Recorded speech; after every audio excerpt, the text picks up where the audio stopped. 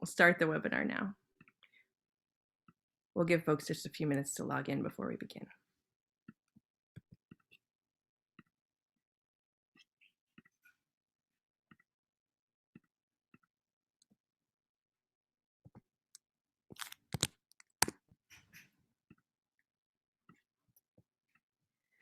All right, good evening and welcome to tonight's live online author event with Greenlight Bookstore. I'm Jessica from Greenlight and we are thrilled to host tonight's event with Nicole Kornher-Stace presenting her new book, Firebreak. She's going to be talking with Amal El-Mohtar, so you are in for an excellent time. Before we start, I just want to say a huge thanks to Nicole, Amal, and the team at Saga Press for making this happen, and to all of you for showing up. Though we're not able to host events in our store spaces right now, our community of authors and readers is still here. We're grateful for your support and for the chance to make space for conversation and connection. Now, a couple little housekeeping things. In our Zoom webinar tonight, you can see and hear the speakers, but they can't see and hear you. There are a couple different ways you can interact with the authors and with each other throughout tonight's event, which we highly encourage. The first is the chat, which you can find by clicking on the icon that looks like a speech balloon. You're welcome to post your comments and thoughts in the chat. It's a great way to show your appreciation for the author and interact with fellow attendees. If you have a specific question you'd like to have answered by the author, please post that question in the Q&A module.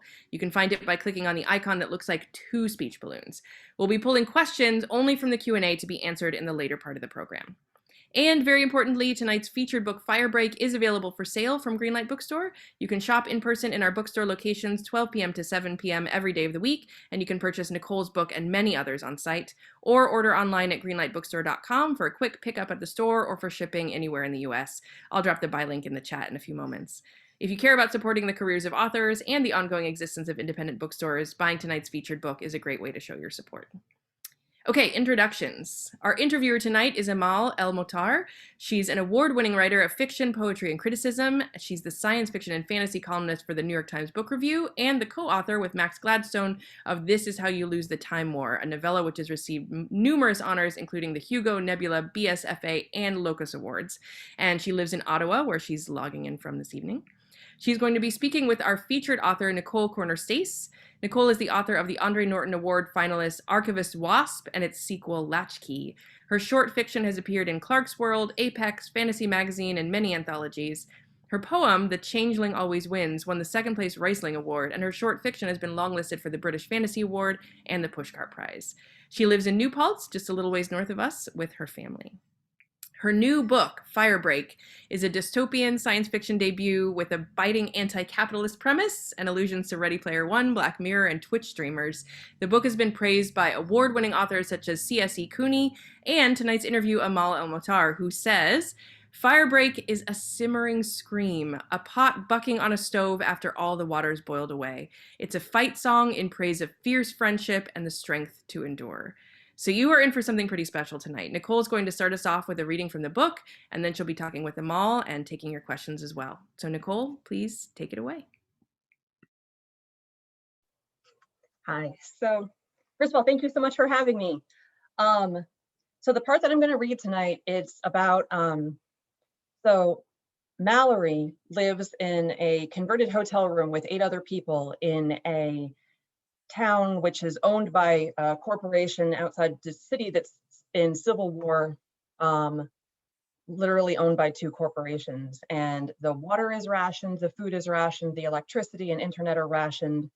She found out some secrets that she probably shouldn't have found out about, and now the company is retaliating by cutting off her town's water supply. Something is wrong. Something is very wrong. No way can all the water lines be out. Not with all that green grass, those fountains, that ornamental pond still in evidence. All the $8 bottled water stacked in their neat 6-foot-high pyramids at comforts of home. This is something else.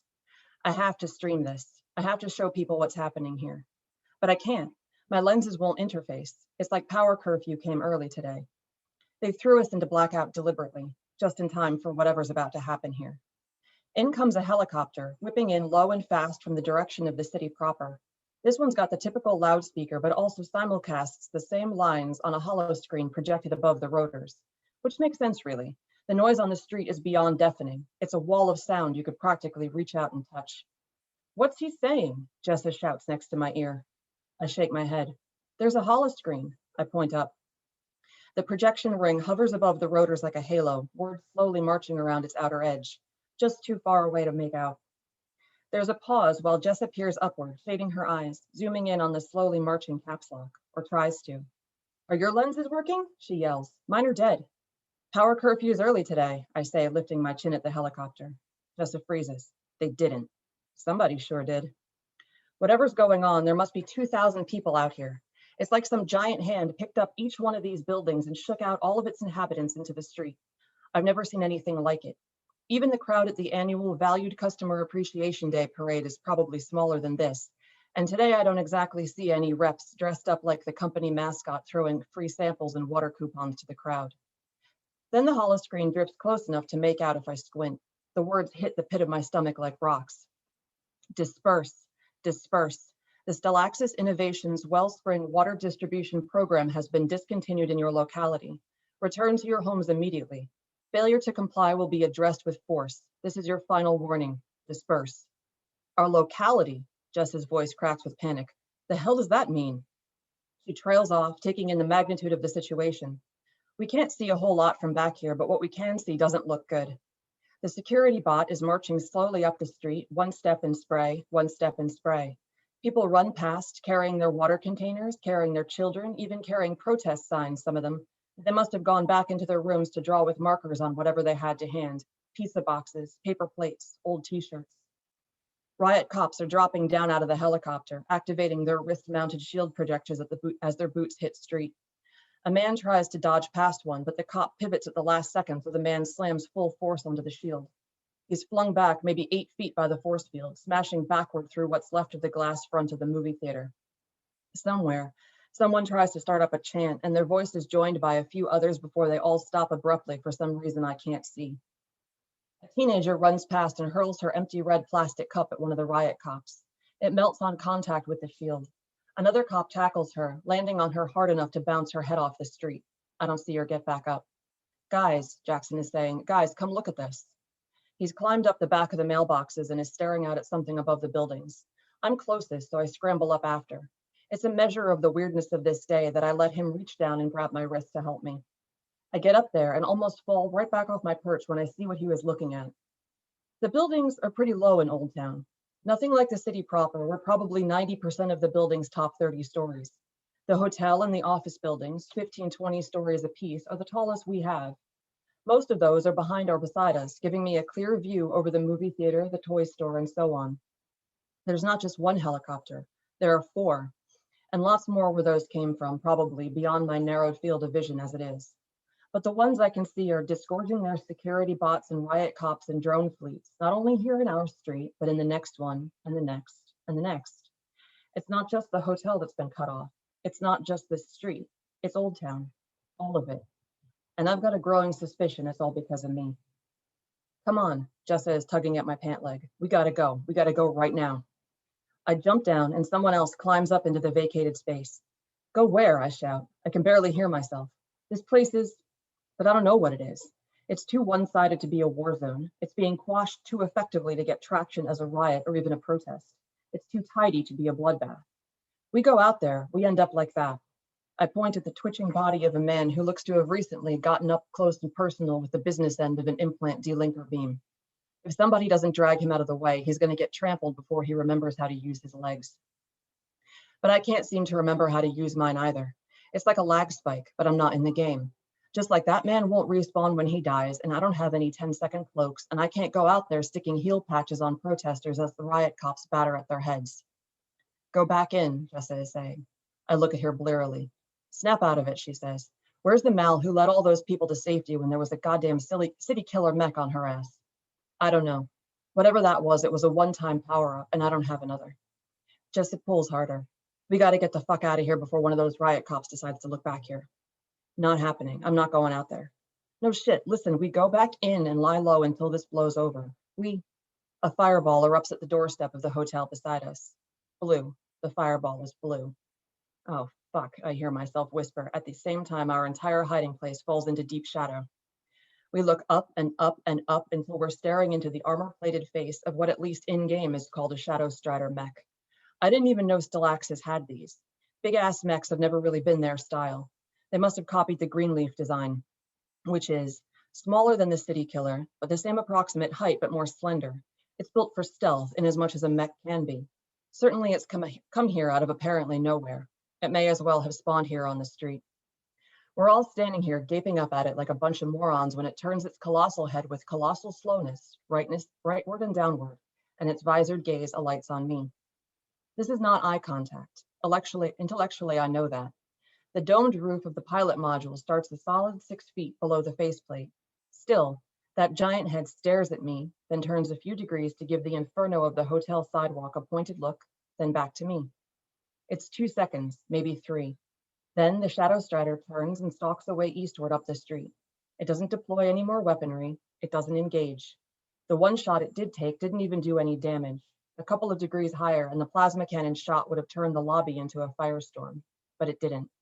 The mech just tossed it directly on my doorstep like a paper bag full of dog shit on fire and made sure I was watching, and only then walked away.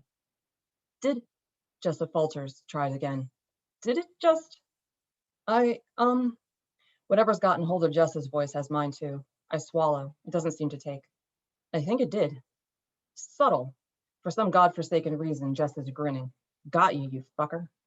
I open my mouth to ask her what she means, but that's a stupid question. It's Jessa. I know exactly what it means. I glance down and she's got that ancient pocket screen cupped in her palm, angled to catch the mech while being at least mostly hidden from view.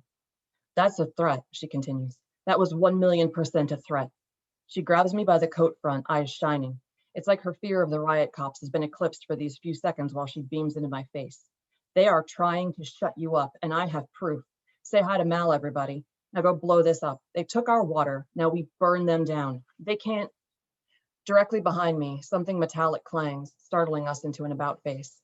There's Jackson standing on top of the mailboxes, both hands on the fire escape ladder. Not to interrupt whatever the fuck you're doing, but we really truly have to go. Now. He's not even looking at us. He's looking over our heads at something. Riot cops, security bots, it doesn't matter. Whatever it is, it's coming. Jess is already halfway up the ladder. She looks back down at me. Mal, come on. 1 sec. I glance back out into the street. The unconscious man is gone, hopefully somewhere safe. I don't see a bloody drag trail leading off from where he'd been lying, and that's something, I guess. I turn to the others hiding here with us. There are 4 left, a few of them apparently having run off somewhere. They look back at me blankly. Shock, I figure. If they had somewhere else to go, they'd be there. If they were trouble, they'd have shoved past me and climbed up into the hotel without waiting on anything as flimsy as my say-so. I slap the ladder. Go, I tell them. I don't need to say it twice. I wait until everyone else is up before I climb. Thank you.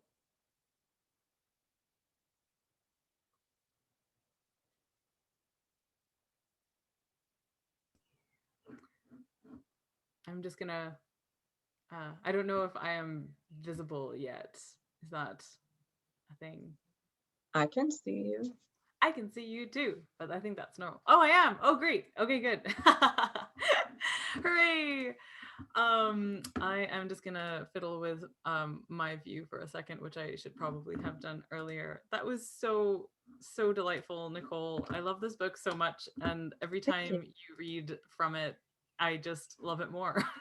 So I am just trying to fix my view. That's not what I want. No, this is what I want.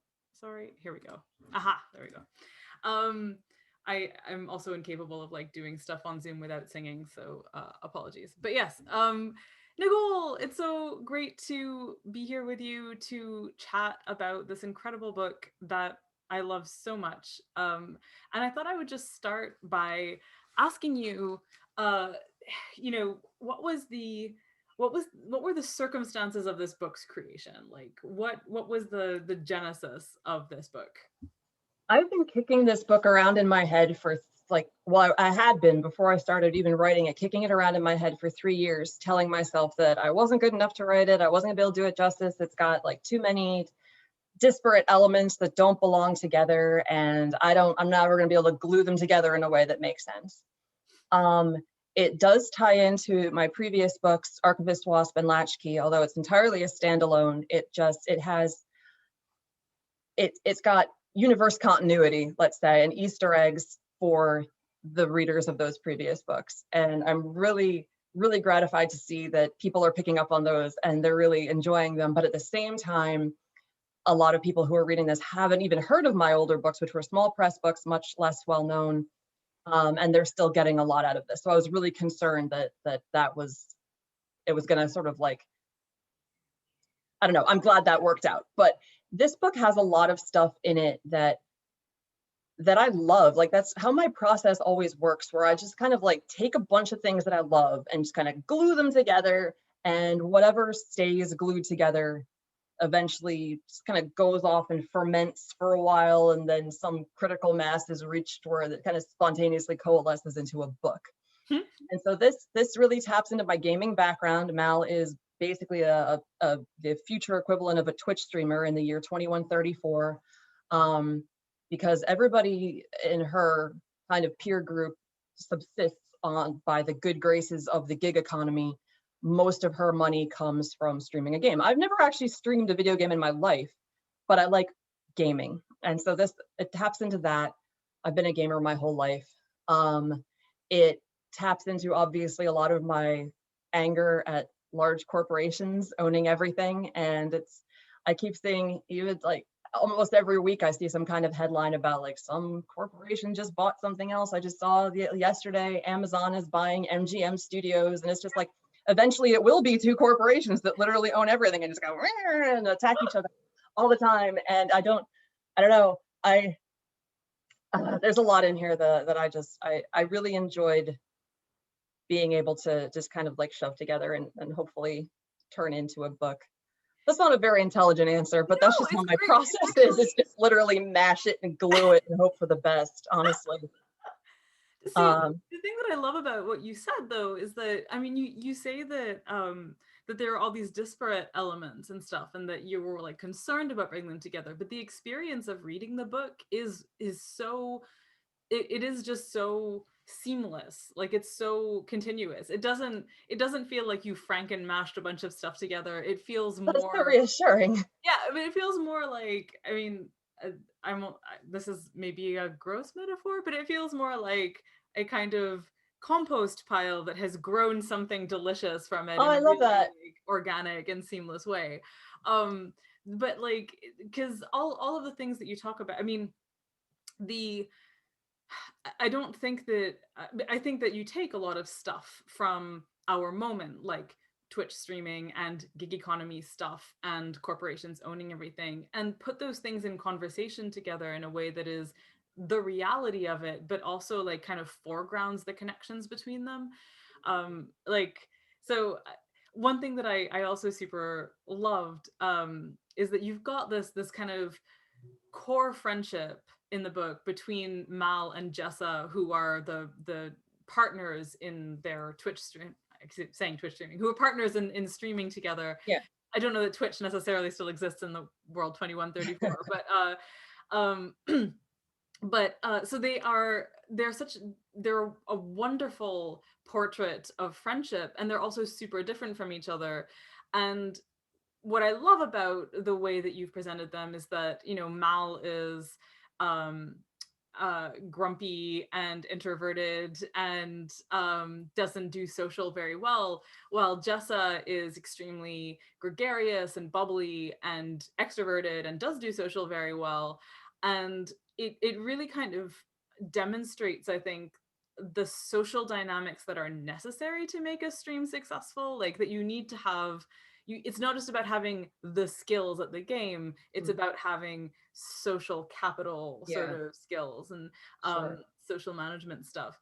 Did you like, when you were thinking about putting the book together and stuff, did the relationships in the book kind of come out of the stuff that you were mushing together, or did you have a clear sense of the relationships that you wanted to foreground beforehand? Well, one thing I absolutely wanted to do going into this book gets compared to Ready Player One a lot, like by the publisher on the back cover, it says it's for fans of Ready Player One. Which, I mean, yes and no. I mean, it's about a video game, it's about a VR video game. The similarities really kind of end there, like the relationship that Mal has to the corporation that owns the IP that she loves is very different from Wade. Wade's in Ready Player One.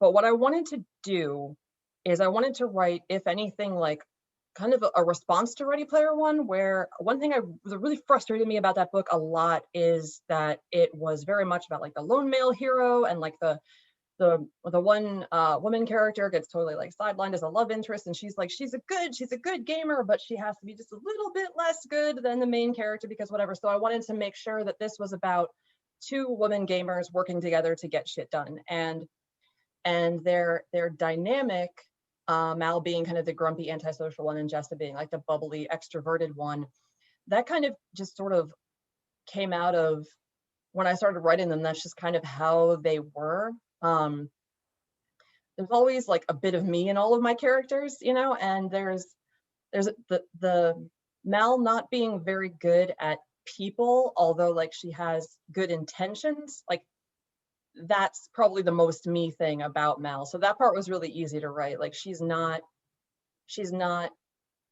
like traditionally nice in the like protagonist sense, and that was also actually important for me to do because I think that there's too much emphasis on, like, if you have a male character and a female character and they both have the same kind of like anti-social, like not very nice, not good at people, whatever traits, one of those two characters is going to get called out on that stuff and be called, you know, like cold or bitchy or whatever. And the other one's just going to be able to go about his day and do what he does, and people are going to love that character. And so I really wanted to put another female character out there that wasn't nice, just to add another one to the pile, because the bigger the pile is, the more normalized it gets, and it's important to me to help that process out.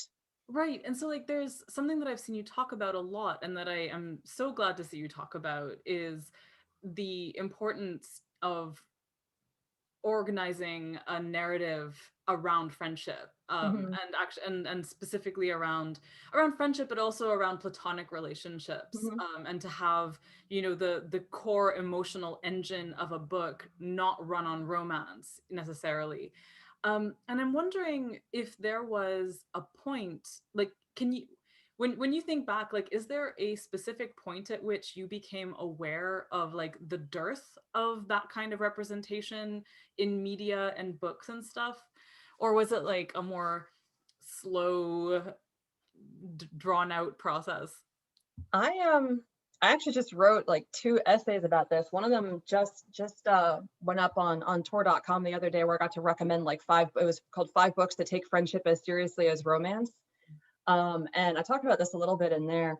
I was probably like 12 or 13 years old. So like going back a ways, there were like always certain character dynamics that I would gravitate toward really, really hard in movies. And I grew up like just shoving stories into my head at all angles. Like I was the kid who would like never went outside, just like stayed in her room all the time and watched movies and read books and played video games. And there was always in all of those narratives, very, very occasionally, there would be this type of relationship that I would always gravitate towards super hard. And it took me so long to actually pinpoint what it was about it.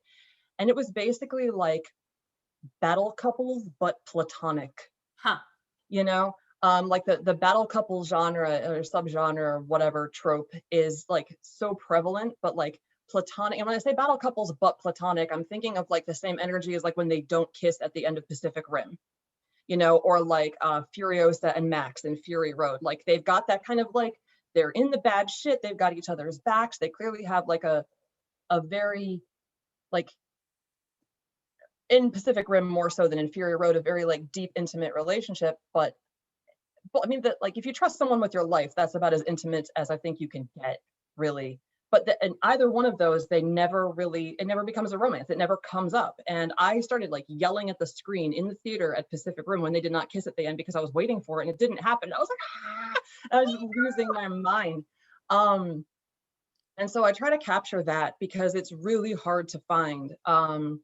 Like when I can, like the fact that I can even point to two recent movies, also Edge of Tomorrow up until the last like 5 minutes of that movie when they ruined the whole thing, Mm. um, is like I grew up not really being able to find many examples of that, and I can't even really pinpoint a lot of examples that I saw growing up that I was like this, except for like minor characters. Like you'd see it in minor characters in movies and in anime and in video games, not so much in books that I experienced. And so again, I'm always just like, if I'm trying to find something to read or to watch or whatever, and I can't find it, I'm like, all right, I'm just gonna write it and just add more things to the pile so that like the next person who comes along being like, I wish I could find a book that's like friendship based or platonic relationship based or battle couples but platonic, they have one more thing that they can point to and be like, this exists. Especially, and I'm going to go off on a slight tangent here, sorry. But like since I wrote Archivist Wasp and since it came out in 2015, I've had so many new writers reach out to me saying things like, how did you publish this book that's basically enemies to besties, essentially, is what this book is about, with a male and female main characters, with no romance, and like, I can't do this. I keep trying to pitch this book and it gets rejected. And I get asked things like, where's the central romance, which is just why? And so they come to me asking me these questions and I wish I had answers for them. Because it's just like, and it's for those people also that like I'm constantly like, now that I've kind of got my foot a tiny bit in the door and I can publish things like this and people don't ask me anymore, where's the central romance? They did in my first book, and I had to walk away from offers because I was not writing a central romance.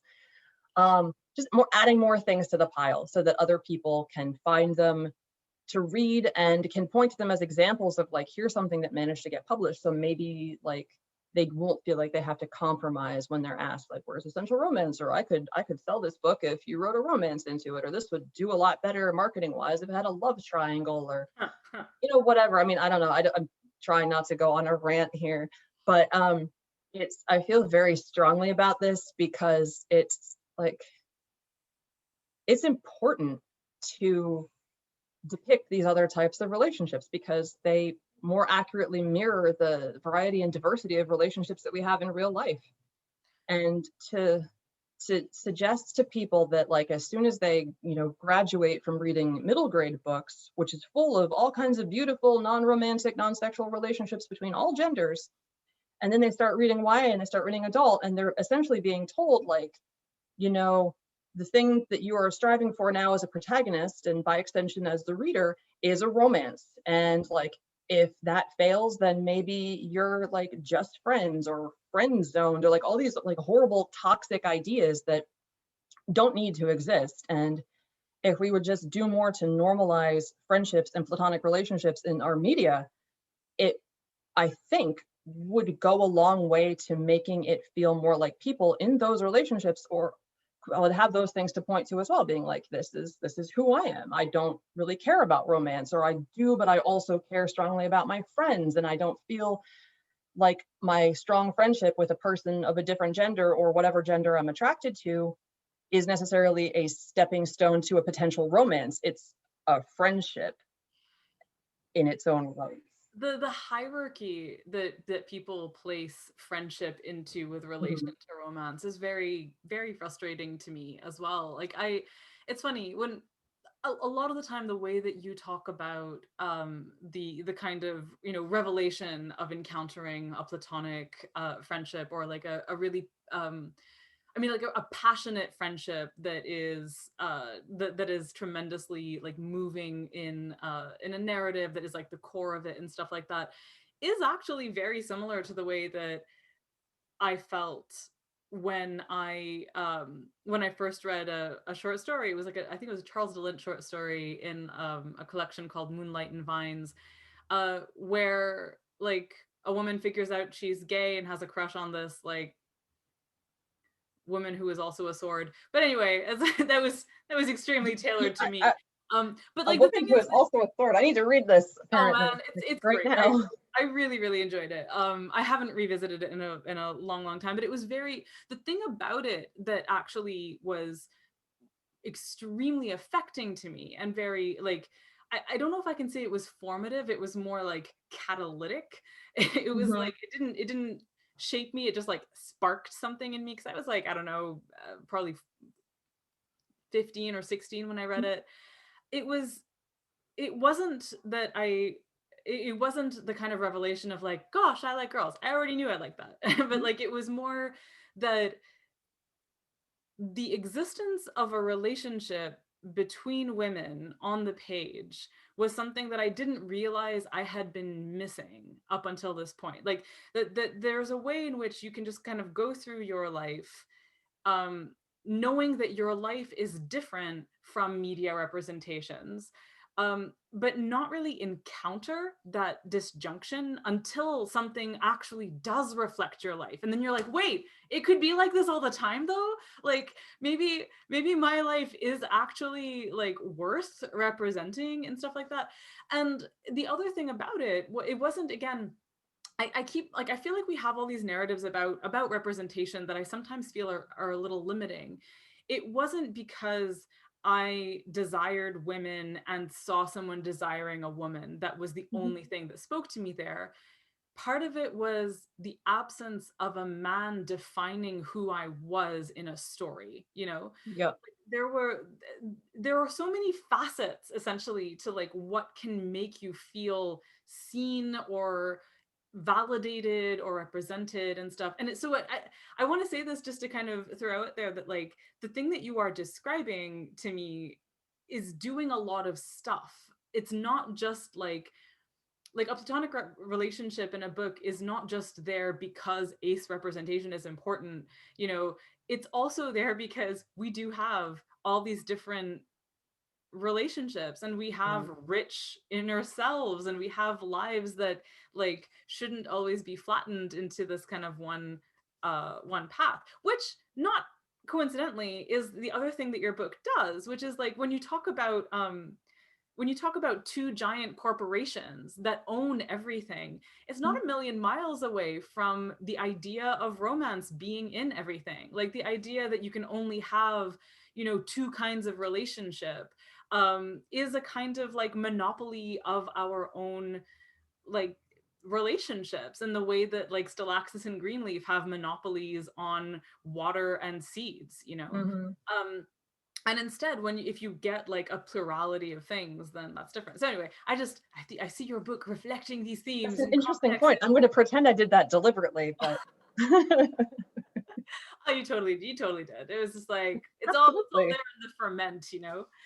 I was gonna ask you as well, thinking about like shifting gears slightly towards the kind of corporation-y aspect of stuff. Mhm. So excuse me. So one thing that so the kind of core um not core tension, one of the things in this book that is really that feels very frightening in its proximity I guess to us Mhm. is you know, vagaries of climate change, and also just like the how thirsty Old Town is essentially, Mhm. like how slightly paradoxically in a platonic novel. But anyway, it's like everything, like everyone is really thirsty in a literal sense because there is no water. Water is rationed, water is payment, like water is currency essentially. Um, and so you've done a really fantastic job in this book of like taking like considerations or fears of water wars forthcoming and stuff like that and putting it in there. But one thing that is not so much like it's part of the plot, but it's not like one of the pillars of the plot, but that you touch on is a kind of misinformation that's perpetuated by these corporations, right? Mhm. So there is a point in the book where, like, without being spoilery, like Mal's image is being appropriated, right, Mhm. and being misused. And I found myself wondering, and you touched on this a little bit in the reading, a lot of this book has to do with capturing video footage, right? With like capturing video footage of you know, the soldiers in the game, capturing video footage of the corporations misbehaving and all sorts of stuff like that. And a lot of the book's central like tensions pivot around revelation, around like people getting the truth out and stuff like that. Mhm. And I was just wondering, how much of that do you feel is applicable to our current mediascape? Like, is that some, like, I don't know at what point you actually finished writing the book, but like, do you find yourself thinking about, deep fakes and disinformation and stuff like that now in a way that could be, confronted or cured with a kind of like, but here's the truth though, you know what I mean? Like, do you have thoughts on that, or like how that actually works in our world? I'm not sure I have any like super deep intelligent thoughts about that. Like I finished it in 20, actually I wrote the draft in 2018. And there's a lot of stuff that has come to pass since then. Like I'm going to completely blank on all the headlines I've seen, but people send me headlines periodically of like, hey, look, this is your book. Because there's so much stuff that happened last year and this year that is, similar in some ways to things, or like precursory in some ways to things that happened in this book. Like there was this thing about how out in, oh, was it Nevada? It was someplace where they were basically talking about reinstating company towns, like where there'd be like a corporation could be a de facto government over a town. And like, that's essentially what this is. It's just, this is that like writ large across the entire country. But in terms of information and disinformation, I mean, you see like so much stuff now about like, oh, I've seen all these like, deep fake videos of actors or whatever, like, hey, this isn't really like such and such person or whatever. And that kind of technology obviously happens in this book nefariously. And there's a lot of stuff in here that ended up showing up in a bunch of Black Mirror episodes, um, which I hadn't seen before I drafted this, but very, very similar. And they both give me this same kind of sense of like, this is the future that we're heading toward, because there's so much evidence that there's no end to corporate greed, essentially, and that they'll do pretty much whatever they have to do to make money. And if you have where the corporations are essentially the government, and they have pretty much total media monopoly, and much of the world building of this book is just basically about how if you have like total media consensus, because both corporations want you as a customer citizen to believe the same thing as everybody else, as long as you have this total media consensus, people are going to believe things that are like frankly preposterous, because that's just what they've been told for, years or decades in this case. And I mean, maybe I'm just like cynical. I mean, I'm obviously cynical, but I can very easily see that happening, especially with these like constant mergers of like corporations buying each other, and like information companies buying each other, like, Amazon buying NGM Studios, and like we used to say like big five publishers, but now that Penguin Random House is buying Simon and Schuster, it's big four publishers. And it's just like, it's the crunch is on. And I can easily see in 100 years, it's going to be two corporations owning everything and just like having fisticuffs in the parking lot in which we all live. Well, it's funny actually. The that reminds me of Cory Doctorow's been talking a lot lately about monopolies specifically, and about the ways to combat monopolies, being to get governments to actually enforce anti-monopoly legislation, to like bring it in and enforce it and stuff. So his most recent book, I think, is called How to Destroy Surveillance Capitalism. And it is like, if you've like heard Doctorow speak before or read something of his, like it's kind of a distillation of a lot of his um frequent like kind of, what is the word I'm looking for? A lot of the stuff that he has said before, he is saying in this book, but in a kind of distilled, succinct Okay. way. Um, I was thinking of that as well, actually. Like I literally, I read your book and I like immediately emailed Cory Doctorow to be like, "Have you read this book yet? Because it's great and I think you would like it." Because I mean, one of the core things in the book as well is people power confronting these corporations, like Mm-hmm. evil power actually rising to fight that. So I'm just keeping an eye on the time, and I want to open it up to questions from the audience. I see a couple in here already, and since one of them is actually a question I was going to ask you anyway, I'm just going to throw it over to Carol Guess, who asks, after I finished Firebreak, which I loved, I had to go reread Archivist Wasp and Latchkey. Are you still considering a third Archivist Wasp series book? Yes, actually, I'm writing it currently. It's so the kind of publishing history of the first two books is kind of fraught and weird. Like the first one came out through Small Beer, and then the second one came out through Mythic Delirium. And so because they're from two different publishers, I don't really have any hopes of being able to traditionally publish the third one. So what I've been doing is up until a few months ago, I was working on it on my Patreon.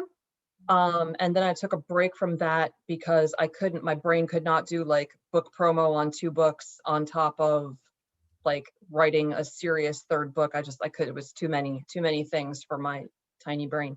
So I got a few chapters in on that, and I'm gonna be continuing it pretty soon. So that's on my Patreon, which is like, not to like plug my Patreon, but it's no You tears. should plug your Patreon. I hate tiers. I hate paywalls. It's pay what you want for access to everything. There's not like, if you give me like a tiny amount, then you get like a tiny amount. And if you give me like $1 zillion, then you get like weird extra stuff. It's everything for whatever you feel like paying, because that's the only way that I can like live with myself and still do that. I want it to be accessible to What is everyone. your Patreon name, by the way? It's just my name. It's just Okay, so your full Nicole name. Kornher-Stace. Just people can know. Awesome.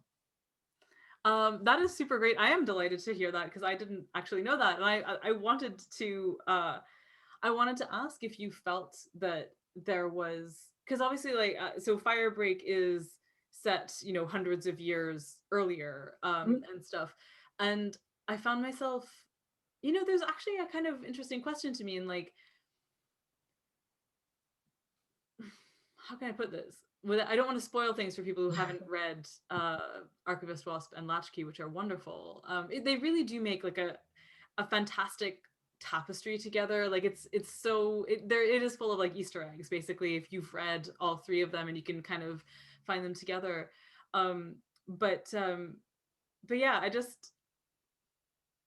it's interesting. I find myself looking at 22 and kind of going, how many like of this kind of like platonic battle friend relationships has he actually had in terms of like because I hadn't thought of it like that until Firebreak, and I was like, wait a second, so like now I have to think of him encountering Wasp and probably remembering Mal on some level, like, or maybe not actually because of the whole ghostiness. I don't know. I have to think about that some more. But Well, not to spoil anything, but the Easter egg hunt between those three books is extensive, and I had a great deal of fun amusing myself with that, and some of them are very, very subtle. But there are definitely there's a lot of connectivity between the three, even if they're not like a trilogy as such. Like this book is completely on its own. The other two belong together. But yes, it's an extensive Easter egg hunt that I had a great deal of fun amusing myself with. forgive me, I was actually looking up a link as you were answering the as you were in the like the latter half of answering the Carol's question. But do you have a sense of like where a third book would go, like what aspect of the story it would pick up on and stuff? So I mean, if I were to think of, for people who haven't read them, Archivist Wasp is about someone who has a really difficult job to do that is terrible, and that sets her like at constant odds um with her people, essentially, and forces her to be always an outsider. The kind of arc of that is that she learns things and changes that society, and like Latchkey is kind of about establishing an alternative to that society, right? So do you have a sense of like what a third book would do or where it would go? Yes and no. There are things that I definitely wanted to do. I'm doing things structurally different with it so far. It's got more than one POV, which is something that I have not done in either of the other two books, at least apart from one very specific point where there was a second point of view for a very specific reason. Um, there's a, it's more, it's so Wasp was kind of like a very surreal kind of book, and that a lot of it was like there was like these three different settings. It was like this past time, which is our future time, but it was past time for her. This kind of like extremely post-apocalyptic time in which she lives, which is this like it's like so far post-apocalyptic that it's kind of reverted to this pre-industrial society, which has this like religion based on constellations and everything. And then there's the underworld where she travels in the company of this ghost who is making a deal with her. And so there's a very like surreal kind of dreamlike quality to it. And then Latchkey is just more of like an action book, really. And then the third one, the working title is Catch Keep, is going to be again kind of returning to its roots a little bit, but also just opening up the story and answering some of the questions that were kind of hinted at in both of the other books. Because in both of the other books, I was being kind of an asshole in that I wasn't really like, I was deliberately being an asshole. Not really, I don't know. I didn't answer everything at the end of each book, but I like books that don't answer everything. I like ambiguous endings, and really annoyed some people with the ambiguous endings in both of those. Um, but there's some questions that I would still personally like to address, and just some aspects that I'd like to mess around with, and I'm going to do that in the third book. And given that I am probably never going to traditionally publish it, I can do whatever I want. So it's going to be fun. I mean, in my heart of hearts, I still would love to see like a Wasp trilogy that is, all packaged by one publisher and a That would be handsome lovely. 3 volume set and stuff like that. I But would love that. I don't know. I guess like the best way to make that possible would be like if I have other books that come out like Firebreak and like my middle grade book coming out, like whatever I do in future that like kind of makes me more well known, and then somebody be like, oh yeah, we're not going to lose a ton of money packaging these three very obscure books and putting them together into a beautiful omnibus. I love seeing Um, Kate McKean in the chat saying, "I'll give it a shot," and Thank you, Kate. I love you. so for sure. I'm just going to go to another question in the Q&A. So Laurel Bliss is asking, Nicole, would you consider writing a book with someone else, as Amal did with Max, or do you prefer writing alone? I've actually done a number of collaborations, not book length ones. I've written, like, I started out actually writing poetry. I have like folk tale roots, and that shows through with my with Archivist Wasp, and then I got to invent a mythology. But before that, when I started publishing, there was a lot of like folklore retellings and things like that, and I collaborated with Amal on at least one poem. I'm One? totally linking it At because least I at least one. love it. It's so old. We were such We babies. were such babies. I We think it was like, were. oh, was it 2008 or something? Oh my Which is God. a million years 2008. ago, or 13. 2008. 2006. No, wait. Sorry. 2009. Oh my God. 2009 Still, is it's still, that's like forever ago. That's Jesus. that That's, is 12 years. That is, we've known each other longer than 12 years. We've known it's each other true. 13-ish It's true. years. I still remember bringing my child on my arm as a 6-month-old to ReaderCon at one point, and now he's the same height as me, and we share clothes. It's That's very disturbing. upsetting to me personally. I It's mean, he's what a monstrous. I time. don't understand. And I'm not that short. It's just he's huge.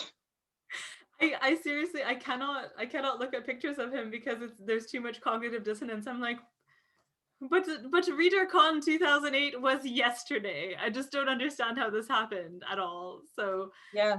Yeah. but yeah, sorry, to keep answering the question. Yeah, we've collaborated on poems. You've Yep, we collaborated. collaborated. I collaborated on poems with a couple of other people, but I've never done anything longer than a poem. I mean, when I was in high school, we used to like pass notebooks back and forth and like write stories instead of doing schoolwork. But that was the longest thing I've ever collaborated on, and obviously never tried to publish it because it was ridiculous. Um, but I would absolutely consider it. I think it would be a lot of fun. I think that you'd get a lot of. I think it would be like really beneficial. And Amal, you could probably tell me whether it was because you've done it, but like when you get like stalled and you're like, oh shit, what do I do next? And you're like, hey, writing partner, what should we do next? And it's like you have this whole like you get somebody else's brain to tap into when yours is being a useless lump. So like one of the things that I am so forever grateful to you for specifically is introducing me to Steven Universe on that ReaderCon panel. Like we were on a That was ReaderCon a panel great together. panel. Yeah, we were on a really great ReaderCon panel like years and years ago about drift compatibility, like which kind of took those relationships of Pacific Rim and stuff. And Nicole was like, oh my gosh, Amal, have you seen Steven Universe yet? I won't say anything if you haven't, but you really, really should watch it. You will love it. And what she was talking about was the whole concept of fusion.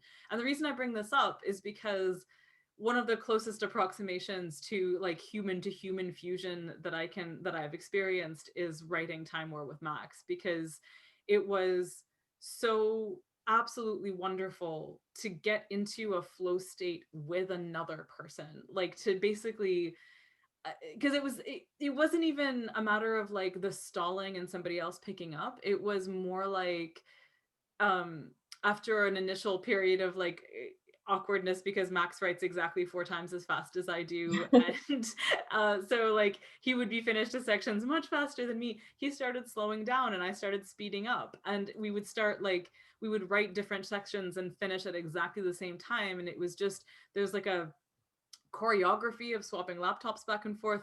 And the thing that was better than, somebody else picking up where you've stalled is having somebody else to appreciate what you've done and make you go more, and to have that be like basically instantaneous, and to have that be like um to also have like the challenge essentially like of keeping pace with someone, to always feel like you're trying to impress the other person in a Mhm. really joyful and playful and positive way.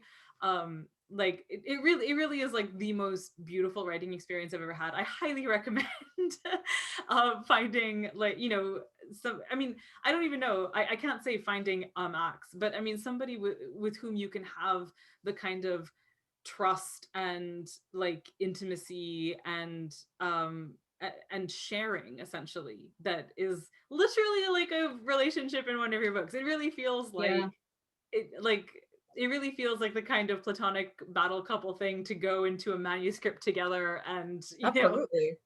That sounds ideal, honestly. But yeah, so I've never had that experience. It sounds great, and I maybe can someday. super highly recommend it. I really hope it, if you do want that it can happen for you, because it's super cool. Yeah. So another question, Steve asks, Mal and Wasp have very similar personalities. Was that coincidence, or do you see a connection between them? That's a good question. I think it probably comes back to just my general desire, as I was saying earlier, to like try to write female characters who aren't like they're good people, but they're not nice people. And that's just really important to me to represent. I can definitely see, like now that I'm thinking about it, that they are very similar. They're both like very prickly, and they're not good at feelings, and they're not good at people, even though like they're both very compassionate. Um, but any similarity was really just subconscious. It wasn't intentional at all. But that's a good question. I Um, think they also both, I mean, uh, I love hearing you say I wanted to write female characters who aren't nice, because in the context of the stories in which these characters are, like, they exist to basically challenge the world around them, and that's not a nice thing to do. That's not that's a true. polite thing to do. It's not companionable thing to do. So I feel like, recognizing that the world around you is terrible and wanting to change it is kind of almost inherently an antisocial position. Like it's Yeah. it's kind of punk essentially. Thank you. Actually, another similarity between what you're just saying was reminding me of another similarity between like their how they exist in the plots of their stories is yeah, they do challenge their worlds, but they both actually realize at some point that like the system that they're trying to challenge is just so entrenched and so horrible that like there's no way that they're going to be able to do it themselves. Yes. Like, I really don't like the kind of like lone protagonist against bad shit and everything magically turns out fine because whatever. I like that always just really irritates me. Mhm. And so I needed for their any kind of like small victories they had to be community based and not um even though neither one of them, Wasp especially, but Mal also to an extent, has really no idea how to fit into a community. It was kind of by growing into such a role that like she could find her place in the community that change was able to occur. Like she's not, neither one of them are like lone heroes because I like they both live in dystopias of very different dystopias, but for me, like the point of dystopias is course correction, like to recognize the problems that we have and to like try to address them. And I think the kind of idealistic, like, well, if you're one person who wants change badly enough, you can like go off and miraculously like tackle this entrenched, horrible, gigantic colossus of a system and emerge victorious. It just seems counterproductive to me to tell people that. Like, I think any change that is made is going to be community based. It's going to be like by people organizing in some way. There's a kind of like, well, what I notice about both books, um, is they do both start with a lie. They both start with these characters existing in a society that is lying to them about how things are and how things have to be. Like Wasp's life, and again, this is not spoiler, this is like the premise of the book. Her life consists of needing to battle other potential archivists to the death, at great personal cost to herself, at great danger to herself, in a world where like things don't heal and there's no antibiotics and stuff like that. She is forced into constant competition with other young women, and I mean realizes like that is eventually realizes that there is a lie there. And Mal also exists in a world where it's like the world of the first person shooter, essentially, where you are in literal competition constantly with everybody else around you, um, for something that doesn't exist, for something that's ephemeral, for crumbs from the table, essentially, or drops from the faucet, essentially. And the way to confront that lie ultimately is to turn to each other, instead of against each other, which is also like increasingly I find myself just impatient with books that try to claim otherwise. I mean, I think a lot of us were raised on, chosen one narratives and stuff. And this is not to say that they are bad or that, I reject them totally. I absolutely recognize their tremendous, like, formative and seductive power. Anyone telling you that you are special, is it makes you feel warm and fuzzy inside. Um, but the but there's a lot to unpack there. Basically, Yeah. increasingly I find myself looking at chosen one narratives and wondering how much of them are just adult anxieties over wanting to relive their youth, and wanting to, not saying that like anyone who loves a chosen one narrative is like childish. It's not that. That's not what I mean. I just mean that placing a burden on a child essentially to change the world feels like it's partaking of a similar sort of false premise, instead of like trying to look forward and trying to make the world ourselves a better place for children and stuff like that. I don't know, I'm also soapboxing slightly. uh, but anyway, there are a couple of minutes left. I just want to see if anyone else has any um, last questions about anything. Do. And if not, oh, last question for you from me. So now that Firebreak is out in the world, what is next for you? Well, I have another book coming out in July after having like no books come out since like 2015 and 2018. I have like two that are back to back. It's my middle grade debut. It's a science fiction book called Jillian versus Parasite Planet. It's about a girl who has anxiety And it was really important for me to depict her anxiety as not like just shyness or like whatever the shorthand is that is like really popular to do. Like, I'm tired of in fiction, like if a kid has anxiety, it's like, oh, they're shy. It's like, no, like, no, no, no. My kid has anxiety. He's the most extroverted person in this house. He's just, his anxiety tells are a lot different. And I wanted to depict that because it was really hard for me to get a diagnosis for him because I had no idea that anxiety could look like all these different things in a child. And so I really wanted to depict that. But at the same time, she's on this planet essentially by herself. Her parents took her there as part of their job. It was take your kid to work day. It was Kate's idea. Kate is amazing. That I'm like, what's a plausible reason why she would be on this weird planet? And Kate's like, it's take your kids to work day. And her parents are her parents are materials acquisition surveyors on this planet where they're trying to find this like resource that they need. And they go there and things go sideways. And Jillian is essentially left alone on this planet with this kind of space probe slash multi-tool, which is basically like a snarky shape-shifting nanobot swarm. And they basically, I was calling it Hatchet in Space, like the Gary Paulson book Hatchet, not like the movie about the axe murderer, but, and then Kate said it's The Martian for kids, which is better. It's The Martian for kids. I'm just gonna shut up and let Kate do this for me.